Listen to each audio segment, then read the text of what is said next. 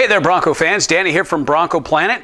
This week, we're going to break down the Week 9 matchup against the Oakland Raiders, Part 2. Before we get into the ins and outs and the nuts and bolts of this week's matchup, just a little quick note here on Al Davis.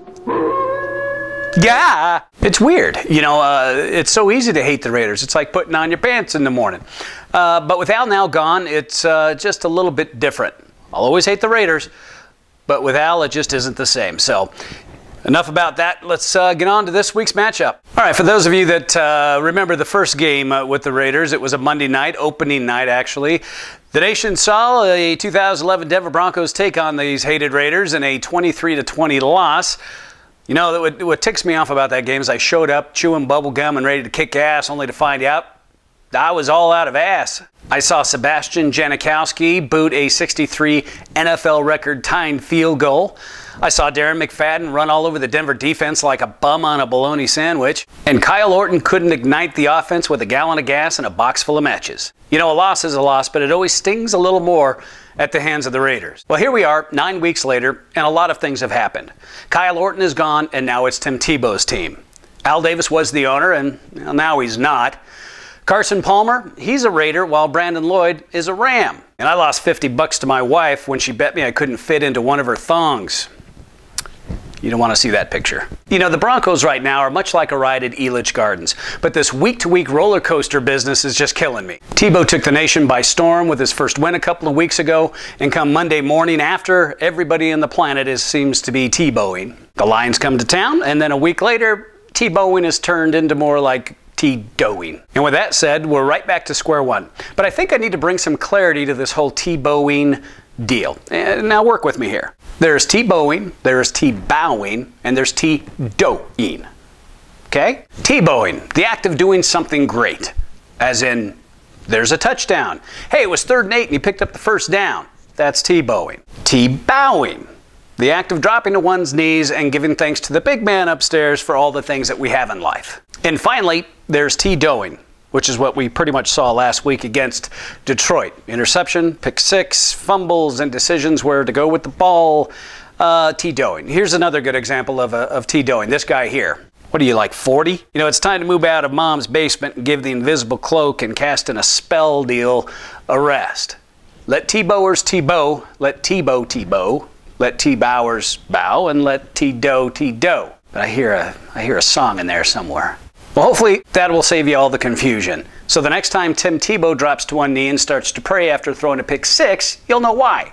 So, there we go. Well, we got some noteworthy news coming out of Dove Valley. It looks like Willis McGahee coming off his hand surgery.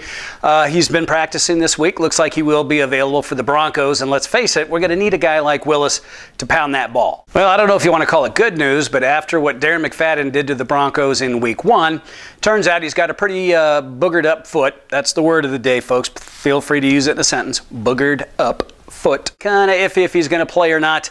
And to be honest with you, you know, I'm not one of those guys that says, let's bring our best, you bring your best, and we'll do it. I mean, if you can keep a guy like McFadden out the field, I think that's going to do nothing but help the Broncos. Enter Michael Bush.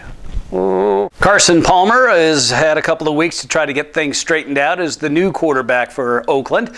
And word just came a couple of days ago that the Raiders also signed Hushmanzada Hujimama to bolster up their receiving corps. And as always, each and every week, there are 3 keys to the game. Number 1, you've got a brand new quarterback in Carson Palmer on a brand new team for him. He's only 2 weeks into this gig. What do? You got to bring the pressure. So the Denver defensive front 4, you need to put the heat on a guy like Carson Palmer. 2, the Broncos offense needs to find some consistency. Last week's performance reminded me of a Stephen King novel with Tim Tebow as the lead role in Broncos of the Corn. Was that McBean? And lastly, Mike McCoy. I sound like a broken record here. Mikey, you need to have some more creativity on the play calling with this offense. These guys are not at the level of most NFL elite teams. We do not have a powerful running game. Our pass protection isn't the best. And these guys haven't been playing together for years and years. Last week, we went to more of a college-style offense, which included running the option. What? You know, Mikey, I get that you want to run a spread style offense, create a little more room for your quarterback to make plays, make good reads, and hopefully good decisions. But going to a college offense that wasn't effective 25 years ago is not the answer to help this team. What's next? The veer, the wishbone, the old pig in a poke? That's a real play. Look it up. You can't make this stuff up. Well, it should be an interesting game at the very least. With Oakland, Kansas City, and San Diego all tied with 4-3 for the divisional lead, the Raiders definitely have something to play for. And what are the Broncos playing for? Tit for tat.